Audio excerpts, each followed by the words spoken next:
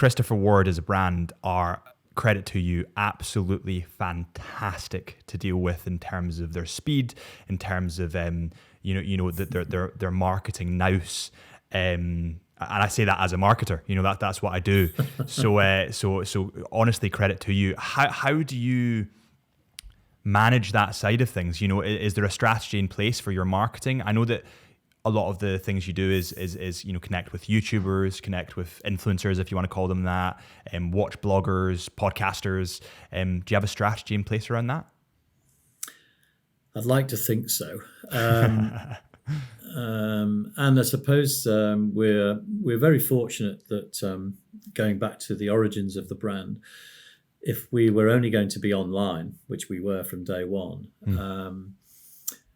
and we didn't have the sort of marketing budgets that some of the bigger brands had, then spreading the word was going to be, by word of mouth, was going to be critical for us.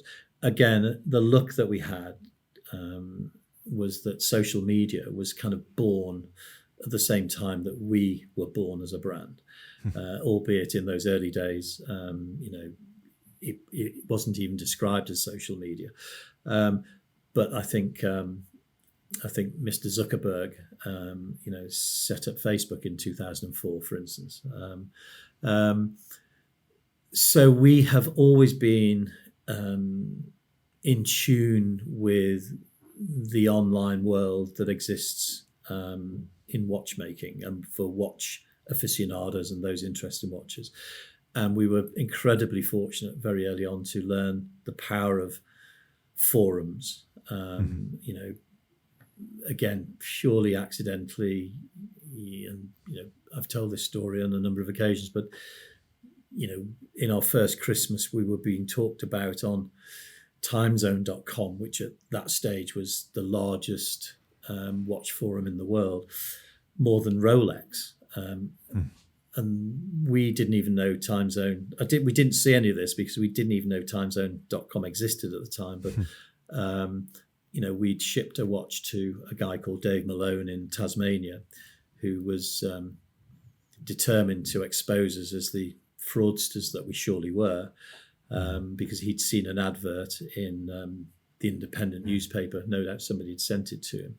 And Dave knew a thing or two about watches and absolutely knew that nobody could provide an ETA 28242, a genuine ETA 28242, in a watch of this ilk at the price we were offering at. Therefore, he was going to expose us. He bought a watch with that intention. He took the back off when he got it. And to his credit and to our eternal good fortune, he realised it was a genuine Swiss-made ETA movement, and he posted a long post on TimeZone, and he was one of the key posters at the time, which effectively said, and I think actually said, I've discovered the best value mechanical watch in the world.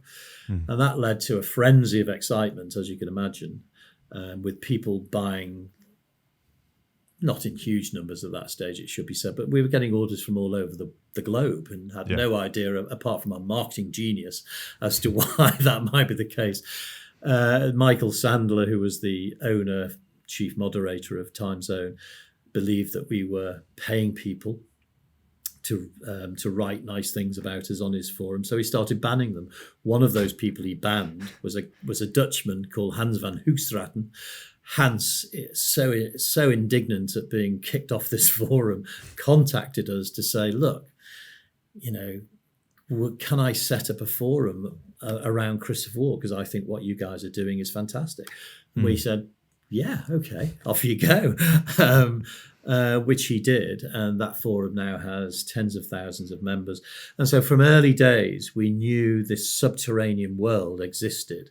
And of course, as well as I, probably better than I, that world, the social media world as it's become known, has become more and more important, more and more influential in the watch world that we all live in.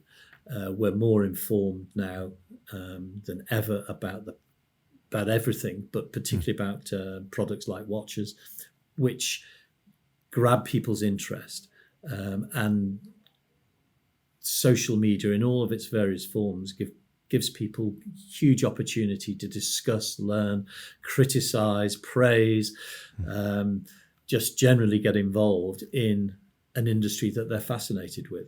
And we have recognizing that, and recognizing that many people in what I call watch world are getting most of their information from places such as YouTube. It would be really daft of us not to want to communicate via those channels. And so that, from an early stage, we decided that that's what we would do. I think then another key moment was COVID. And I think what happened then, we all know. We all effectively went online. It was the only place we could communicate with people.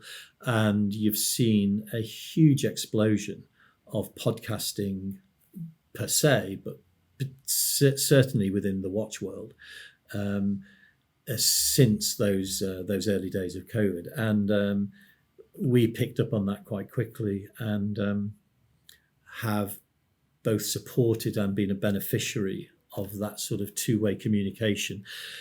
And because I think as a brand we try and be fair and transparent, and particularly transparent, we're not frightened to talk about our products, the industry, give people insights that I think sometimes lots of people in the industry aren't prepared to do. So again, we were fortunate that that's always been a strand of our philosophy, and I suppose in a sense it makes us more interesting to have on people's podcasts, because we are prepared to talk more widely about the topics of watches than some others are.